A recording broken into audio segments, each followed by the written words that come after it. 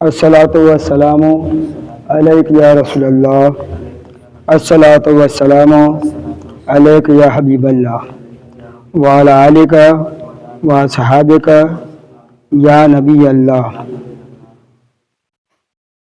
فیضان رمضان، رمضان کے فیضان، دو رمضانوں کے درمیان کے گناہ معاف۔ حضرت سیدنا عامش رضی اللہ تعالیٰ عنہ حضرت سیدنا خشیمہ سے نقل کرتے ہیں کہ ایک رمضان دوسرے رمضان تک، ایک حج دوسرے حج تک، اور ایک جمعہ دوسرے جمعہ تک، ایک نماز دوسری نماز تک کہ گناہوں کا کفارہ بنتے ہیں، جبکہ کبیرہ گناہوں سے بچتا رہے، بڑا گناہ نہ کرے۔ پورا رمضان خیر ہی خیر ہے۔ امیر المؤمنین حضرت سیدنا عمر فاروق اعظم رضی اللہ تعالیٰ عنہ رمضان المبارک کا مہینہ تشریف لاتا تو فرمایا کرتی، اس مہینہ کو خوش آمدید ہے جو ہمیں پاک کرنے والا ہے۔ پورا رمضان خیر ہی خیر ہے، اچھا ہی اچھا ہے، بہتر ہی بہتر ہے۔ دین کا روزہ ہو یا رات کا قیام، مانے رات کی عبادت، کیا مانے عبادت، اس مہینہ میں خرچ کرنا جہاد میں خرچ کرنے کا درجہ رکھتا ہے۔ جو جنگ میں خرچ کرتا ہے، اس رمضان کے مہینے میں خرچ کرتا ہے، اس کا مقابلہ یہ کرتا ہے۔ جنت کی ہوا، حضرت سیدنا عبداللہ ابن عباس سے مروی ہے کہ نبی کریم رؤوف الرحیم صلی اللہ تعالی علیہ وسلم کا ارشاد ہے کہ جب رمضان شریف کی پہلی تاریخ ہوتی ہے تو عرش عظیم کے نیچے سے مشیرہ نامی ہوا چلتی ہے جو جنت کے درختوں کے پتوں کو ہلاتی ہے۔ اس ہوا کے چلنے سے ایسی دلکش آواز بلند ہوتی ہے کہ اس سے بہتر آواز آج تک کسی نے نہیں سنی۔ حوریں اللہ عز و جل کی بارگاہ میں عرض کرتی ہیں، یا اللہ عز و جل اپنے بندوں میں سے ہمارے لیے شوہر مقرر فرما۔ بس رمضان کے روزہ داروں میں سے کوئی ایسا نہ ہوگا جس کو ان حوروں میں سے حور نہ ملے۔ ان حوروں کے واسطے سرخ یاقوت سے بنا ہوا ایک تخت ہے، ہر تخت پر 70 فرش ہے، 70 بستر ہے، فرش مانے بستر، اور 70 نعمت کے خوان یعنی دسترخوان، کھانے کا دسترخوان، مختلف قسم کے کھانوں سے بھرے ہوئے یہ سب نعمتیں روزہ داروں کے لیے ہوں گی،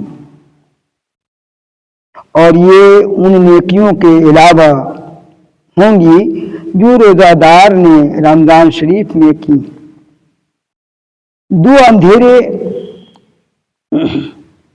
دور، اللہ تعالیٰ نے حضرت سیدنا موسیٰ کلیم اللہ علی نبینا علیہ الصلوۃ والتسلیم نے فرمایا کہ میں نے امت محمدیہ صلی اللہ تعالی وسلم کو 2 نور عطا کیے ہیں تاکہ وہ 2 اندھیروں کے ضرر سے مانے نقصان سے محفوظ رہیں۔ سیدنا موسیٰ علیہ السلام نے عرض کی، یا اللہ عز و جل وہ کون کون سے 2 نور ہیں، کون کون 2 سے روشنی ہیں، نور مانے روشنی۔ ارشاد ہوا، نور رمضان اور نور قرآن، ایک رمضان کی روشنی، ایک قرآن کی روشنی ہے نا۔ سیدنا موسیٰ علیہ السلام نے عرض کی وہ دو اندھیرے کون کون سے ہیں؟ فرمایا ایک قبر کا اندھیرا اور دوسرا قیامت کا۔ پیارے اسلامی بھائیوں، دیکھا آپ نے خدائے حنان و منان ماہ رمضان کے قدردان پر کس درجہ مہربان ہے۔ مندرجہ بالا دونوں احادیث مبارکہ میں ماہ رمضان کی کس قدر عظیم رحمتوں اور برکتوں کا ذکر کیا گیا ہے۔ ماہ رمضان کا قدردان یعنی قدر کرنے والا، احترام کرنے والا، روزے رکھ کر اپنے پروردگار کی خوشنودی یعنی اللہ کو خوش کرنے کے لیے، اس کو راضی کرنے کے لیے خوشنودی حاصل کر کے جنتوں کی ابدی یعنی ہمیشہ کے لیے ابدی اور سرمدی نعمتیں حاصل کرتا ہے۔ نیز دوسری حدیث پاک میں دو نور اور دو اندھیروں کا ذکر کیا گیا ہے۔ اندھیروں کو دور کرنے کے لیے روشنی کا وجود ناگریز ہے۔ اللہ عز و جل کی اس عظیم احسان پر قربان کہ اس نے ہمیں قرآن اور رمضان کے نور عطا کر دیے تاکہ قبر اور قیامت کے ہولناک اندھیروں میں نور ہی نور ہو جائے۔ نیز یہی رمضان اور قرآن روز محشر مسلمان کے لیے شفاعت کا سامان بھی فراہم کریں گے۔ چنانچہ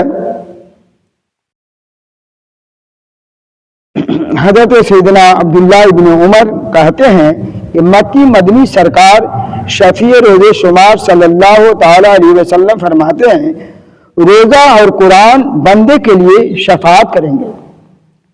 روزہ عرض کرے گا اے رب کریم میں نے کھانے اور خواہشوں سے دین میں اسے روک دیا، میری شفاعت اس کے حق میں قبول فرما۔ قرآن کہے گا میں نے اسے رات میں سونے سے بعد رکھا، میری شفاعت اس کے لیے قبول کر۔ دونوں کی شفاعتیں قبول ہوں گی۔ حضرت سیدنا مولا علی کرم اللہ وجہ الکریم فرماتے ہیں اگر اللہ عز و جل کو امت محمدی صلی اللہ علیہ وسلم پر عذاب کرنا مقصود ہوتا تو ان کو رمضان اور سورت قل هو اللہ احد شریف ہرگز عنایت نہ فرماتا ہے۔ اس کا مقصد کیا ہے کہ امت محمدیہ کو اللہ بخشنا چاہتا ہے، محبت کرتا ہے، سمجھنا۔ دعا کر لیجئے۔